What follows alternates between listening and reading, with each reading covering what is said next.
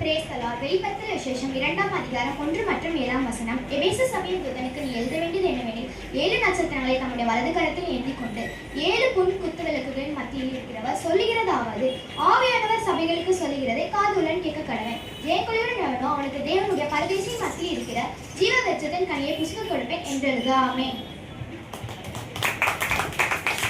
இரண்டாவது ஸ்மரணா சபை வெளிப்படுத்துதல் 2ஆம் அதிகாரம் 8 மற்றும் 11ஆம் வசனங்கள் கூற வருகிறார்.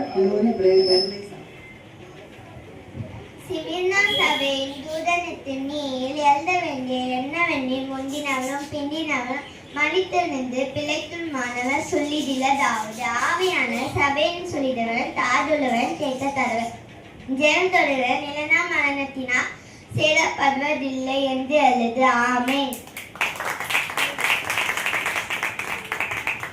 மூன்றாவது பெருகமு சபை வெளிப்படுத்துதல் 2ஆம் அதிகாரம் 12 மற்றும் 17ஆம் வசனங்கள் கூற வருகிறார். பிரிசிலா ஷாரன் அவர்கள்.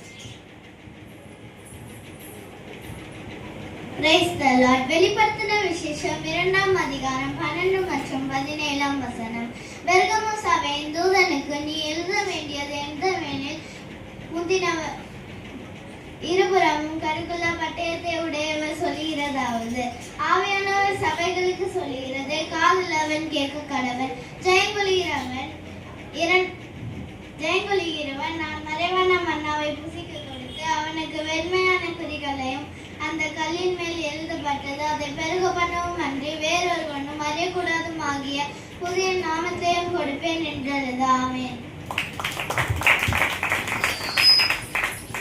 நான்காவது தியத்திரா சபை வெளிப்படுத்துதல் 2ஆம் அதிகாரம் 18 மற்றும் 26ஆம் வசனங்கள் கூற வருகிறார். பீட்டர் பால் அவர்கள்.